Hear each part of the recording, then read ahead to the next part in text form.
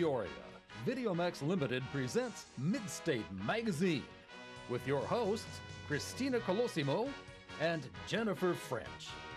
Your news anchors, Jewel Jones and Tierney Modulin. Sports with Cody Brutlag. Your news interviewer, Rachel Seacrest.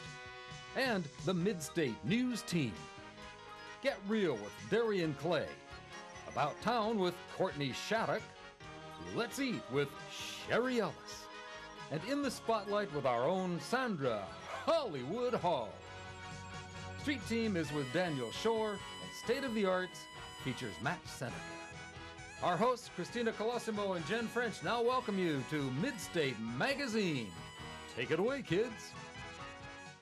Hi, and welcome to Midstate Magazine. I'm Jen French. And I'm filling in for the lovely Christina Colosimo. I'm Sandra Hollywood Hall.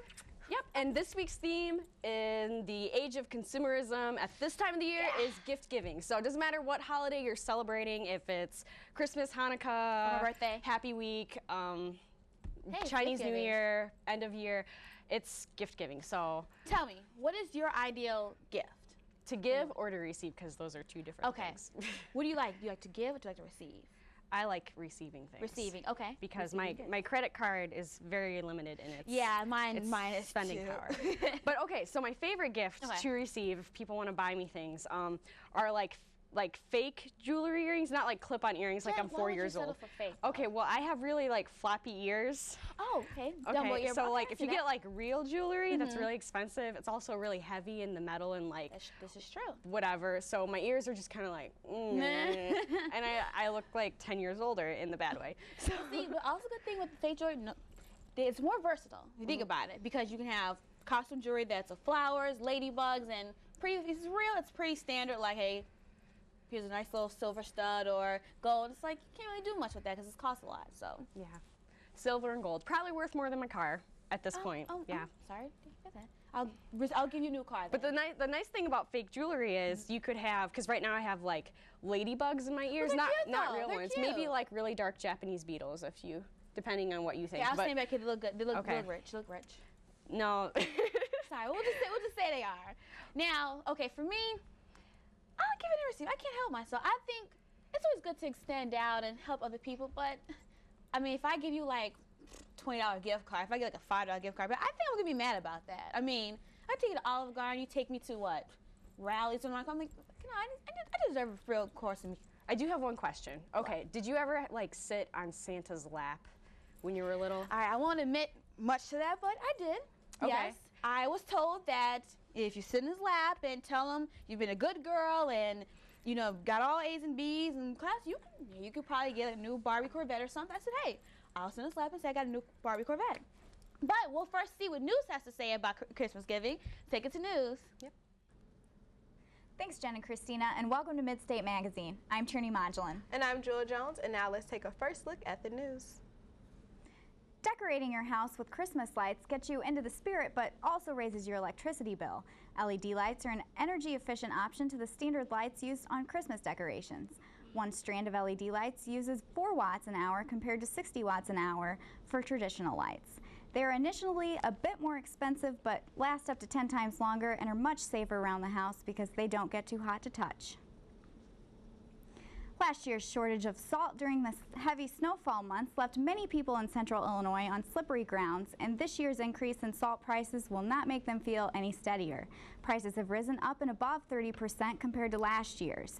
According to the head of the Salt Institute Trade Group, shipping disruptions and precautionary big orders by many states have left much of the salt supply depleted, causing some areas to pay as much as $170 per barrel.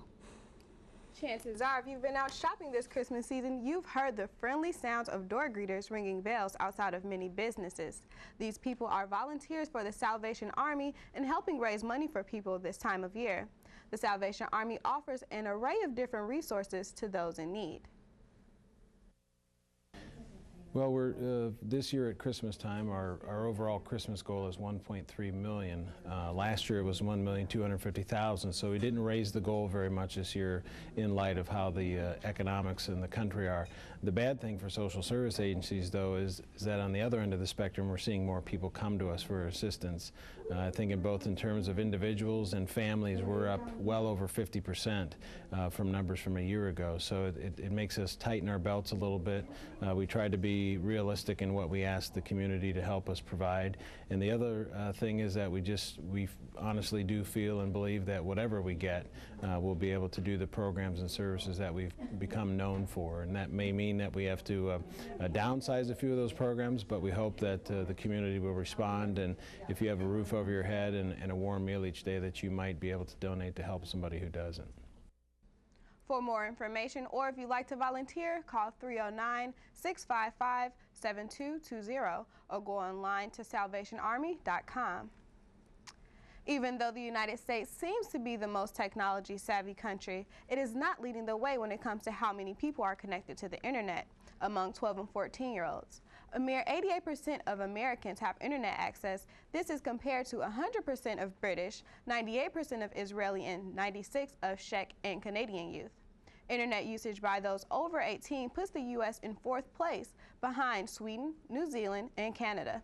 The survey is based on 13 countries and was completed in early 2008. A party that was busted before Thanksgiving put a lot of students in trouble with the law, and a large amount of the students were found to be Bradley athletes. Cody Brutlag will tell us more about this in sports. Thanks, Tierney. Welcome to sports. I'm Cody Brutlag. A large underage drinking bus yielded more than 60 tickets at Illinois State University on November 23rd. This may seem like a typical college bus, but the results might surprise you. Almost 2/3 of the students ticketed were Bradley University athletes. State police and searched an off-campus house at Illinois State University as part of the Campus TAP program. This program ensures compliance with the law that prevents minors from buying alcohol. Tickets were written for students of nearly every sport at Bradley University, including men's baseball, tennis, soccer, cross country, as well as women's softball, tennis, cross country, and track and field. This incident goes against Bradley's comprehensive alcohol action plan set forth in February of this year. Oh, the weather outside is frightful, but the Rivermen games sure are delightful. This holiday season, several hockey fans came out to the Peoria Rivermen game not only to support their team, but to support their team's littlest but biggest fan. Trent Whitfield, the center and team captain for the Rivermen, and his wife Colleen gave birth to a beautiful girl back in August of 2007. When Alston Whitfield was born, she was diagnosed with Down syndrome. In an effort to raise awareness and money for the disease, Trent and his wife sold autographed ornaments at the December 5th and 6th games. The money raised will go to the National Down Syndrome Congress, an organization that supports individual and family support, as well as advocacy, information, and networking. And join us next week as we take you to the ornament sale and catch up with Trent Whitfield to see how the support of the community benefits his daughter and other children living with the disease. And in national news, New York Giants receiver Plaxico Burress was charged with 2 second-degree felony counts of criminal possession of a weapon. He was released on $100,000 bond after accidentally shooting himself in the thigh with a gun. That's right, the gun he was carrying misfired while he was at a club in Manhattan. He had an expired permit to carry a concealed weapon in Florida, but New York officials noted that out-of-state permits are not accepted by the state in the first place. Burress is due back in court on March 31st. All right, Jewel and Tierney, here's your sports trivia question for the week. And I know Thanksgiving's over and you might be stuffed with the turkey still, but I want to know when were the NFL's first Thanksgiving Day games played? I'll give you some choices. Was it 1916, 1920, 1954, or 1963? 1954? How about 1963? You guys are both a little ahead of time, I guess. The answer is B, 1920. The National Football League was also founded in 1920, and so was the league's first Thanksgiving Day game. And let me tell you, there's nothing like pie and football on Thanksgiving. That's all for sports. I'm Cody Brutlag. According to USA Today, toilets in Times Square are giving people the royal treatment. The free public restrooms in Times Square, sponsored by Charmin, are offering many luxuries for people while they use the bathroom. The stalls have flat-screen TVs, attendants in tuxedos, and plenty of Charmin toilet paper. This is the 3rd year in a row that Charmin has offered these 20 royal potties. That's all for the news this week. I'm Tierney Modulin. And I'm Jewel Jones, and be sure to join us next week for our Best Of show. And I'm Cody Brutlag. Have a great evening. Thanks, News. And It seems like Tierney was talking about salt in the news. She was. I heard a little bit of And salt. that makes me think of the best gift to give to your friends and family during the holiday season when everyone's like visiting you. What's that? Is to make sure that you protect yourself from a lawsuit and someone else from a broken leg and put salt on your driveway. That is the best gift. It is I'll a put a nice red really bulb. good gift. But the thing with salt is that I went to Walmart a couple Okay. of weeks ago just to salt my driveway. They didn't have salt for whatever, they weren't Walmart? stocked. I don't know if it's like Supercenter Peoria doesn't have- or if it's Walmart, but I'm pretty sure so they directed me to Lowe's. But if you Okay. want salt, there's dedefinitely 5-pound bags, 10-pound bags, and jugs Yeah. where you can 'Cause give the with gift the of. weather change like this, it's ridiculous outside. It's slippery. You can't. Literally, in my heels, I almost slipped. Lawsuit for Ed Bradley. So I figured, you know what? We need to get some salt down everywhere on campus so everyone can be safe out there, especially on the roads, because it's slippery out there. And speaking of salt, there's actually a salt museum. It's called the Cathedral de No. Sal in No. South America, where the A salt walls, museum? the chairs, the chandeliers are made out of salt. And So people can actually walk in Yeah. the exhibit and look at salt.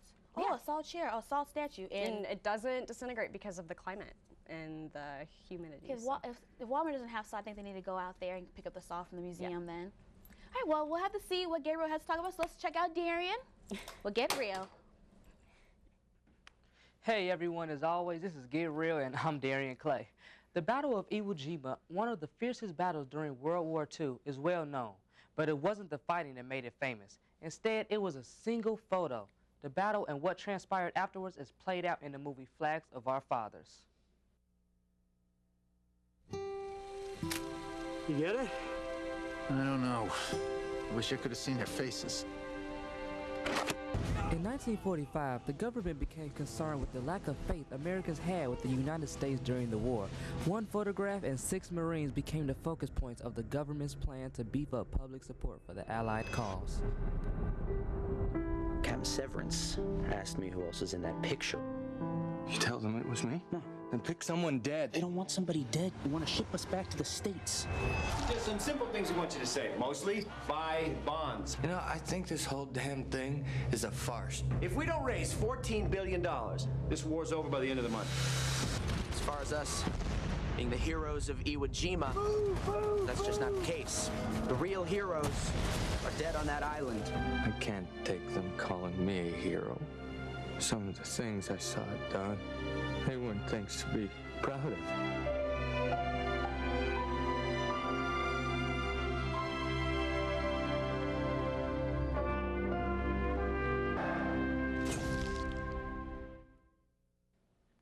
Clint Eastwood directed this Oscar-winning film, as well as Letters from Iwo Jima, a follow-up film that tells the story of the battle from the side of the Japanese soldiers. From Midstate magazine, I'm Darian Clay. Deuces. Thanks, Darian. And speaking of gifts, DVDs could be an excellent gift idea. Oh, definitely. DVDs, MP3 players, iPods if you're really lucky, cell phones if you're extremely lucky. Yeah, So- especially in this economy that's pretty much like melting, Yeah. just like global warming is melting the world. Gifts under $15 can be a very excellent idea, and most Definitely. DVDs are under 15, but Yeah, $7.50, $9.99, depends. other than maybe baskets of fruit in the winter, I would think most gifts with the candy and the mugs and the And boxes see, of most people chocolates. think that you have to buy just one gift that equates to $15. If you go to like a dollar store, you can get a plush dog, candy canes, stock. You get a lot of stuff under $15, and it means a little more. I mean, for instance, if you got these flowers from, you think, okay, maybe $5, $3. I'm not gonna judge it. I'm Yeah, gonna look at it. and if you've got friends who you don't like a whole lot, but kind of you tolerate, maybe you can have a white elephant exchange, and you can just buy what that is you just get a really cheap gift or pick Okay. something out of your closet, and people just switch gifts around. Oh well, I have a So couple of those that's- people making a nice little elephant. Instead of for- buying everyone or spending $50 on everyone, you can just get. And give there's them, CDs you can even get. You know, even from like cheaper. like the Bowflex thing that you can. Because once I went to a white elephant I wanna work exchange, out. and But wait a minute, I gotta check out In the Spotlight real quick. Okay. So let me go to my segment. I'll be right back though. Hello and welcome to In the Spotlight with me, Sandra Hollywood Hall. Today I'm going to highlight some of the hottest and latest releases for your listening pleasures this holiday season. Universal Mind Control is the 8th album for Chicago hip-hop artist Common, also known as Common Sense. This highly influential figure played a major role in the early 1990s with his underground hip-hop and his lyrical techniques. Originally scheduled to be released on June 24, 2008 under the name Invincible Summer, the release date was pushed back to December 9th, named Universal Mind Control. Well, rap Steve Finger wanted to make club bangers, so he got the Neptunes and Kanye West to shape his new album as an electrified hit. Check out Common's Universal Mind Control hitting our galaxy today in record stores. Next on the list, we have a Philadelphia native making a major scene in the music world. Music Soul Child is an African-American neo-soul and R&B artist and one of the most popular artists on the Def Soul label. Music Soul Child is taking his brand of soul on the road this month through a series of in-store signings and performances built around his new album, On My Radio. Each On My Radio in-store event will include a live performance from Music Soul Child in addition to an autograph signing. It kicked off December 5th in Chicago. The tour will wind through New York, Alexandria, and Philadelphia before coming to an end in Atlanta on December 13th. Check out his latest album in stores. It's official, the hip-hop neo-souls of our century are coming out full force with the release of their albums this holiday season. Make sure you pick up a copy. I'm Sandra Hollywood Hall, and as always, you can count on me to keep you in the know within the spotlight. Wow, Sandra, thanks. That makes me really think of music as being a great gift idea. Definitely. For family and friends, and especially if you can't afford the CD, but maybe you have some musical talent, serenading women. Or serenading men, if you want to. Depends what you're thinking. But definitely Christmas caroling is something that I love to see people go out and do. Like, especially for a church back at my home, we have Christmas carols will come out, volunteer, go down the neighborhood, and just sing for fun, sing for people. If you even tip them, like, you know what, thank you so much. You brought a lot of holiday joy to my spirit. So I'm like, oh, you know, it's cool. I think I've caroled once, but it was with a Girl Scout troop, and you were in Girl Scout? Yeah, well, I wasn't a really good Girl Scout. Like, I didn't get any badges. I just went because my mom made me. And okay. Did you still sell the cookies though? Yeah, I did. Okay, good. Because I was hoping, because it's one of those fundraisers where we actually got prizes if we sold X amount of cookies, and my family just like bought them themselves. Yeah. And then now, tried were to you sell one to of those people children later. who put the cookies out for Santa? I did, but every year, I don't know if Santa was like on a diet or if he was diabetic, but Santa never ate my cookies. What? I remember coming downstairs like, oh my gosh, Mom, someone ate the cookie. Santa came by. I noticed a red outline of listing, like, Mom, did you eat the cookie? Santa said I could have a piece. I'm like, okay, Mom, you're cool, but we're going to see what's going on with tips. Dr. Pitts.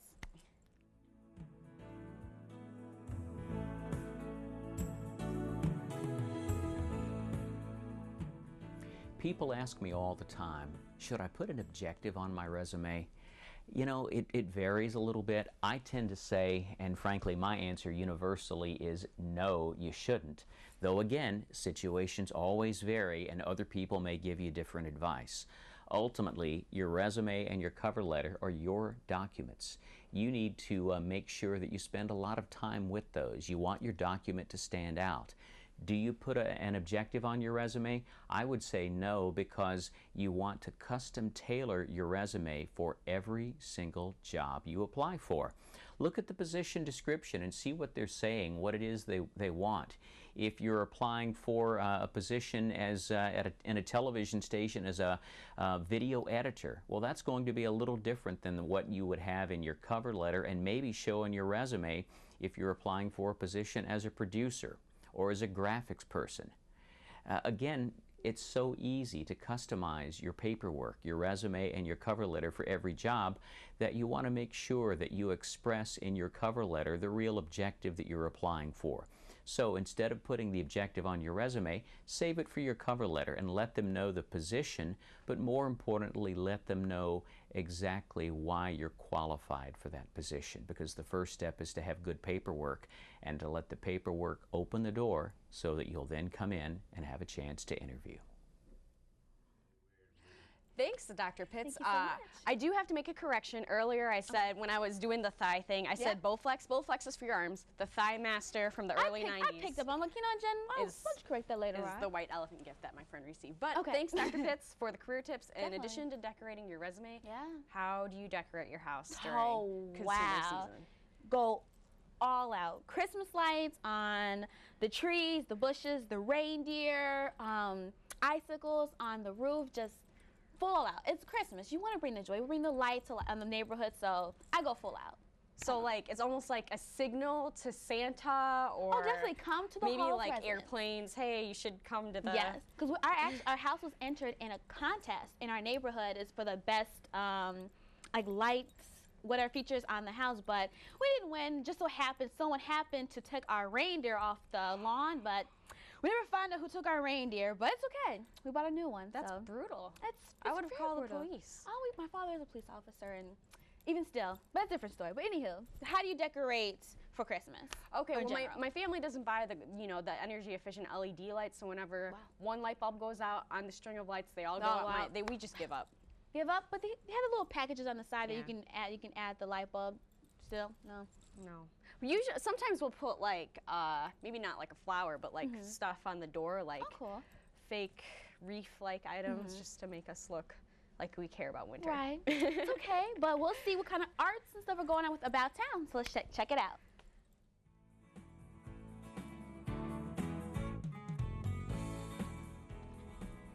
The highly anticipated annual Nature Art Show is held at the Forest Park Nature Center in Peoria.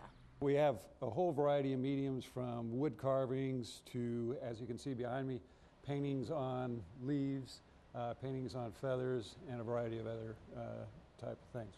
Many of the paintings being displayed at the art show are done by many local artists. We have some beautiful bowls, or wood bowls, that some wood turners have carved out, and some ornaments as well.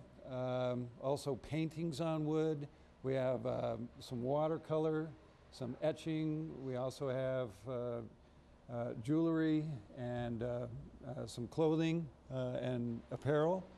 You can also find a plethora of hand-carved artifacts and artwork.